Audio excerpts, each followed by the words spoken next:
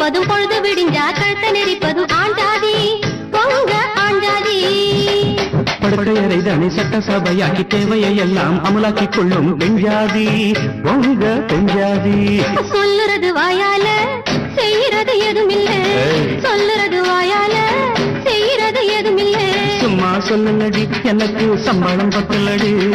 சும்மா சொல்லுலடி எனக்கு சம்பளம் பத்தலடி இது ராத்திரி நேரம் என் தூக்கத்தை காணும் என்னங்க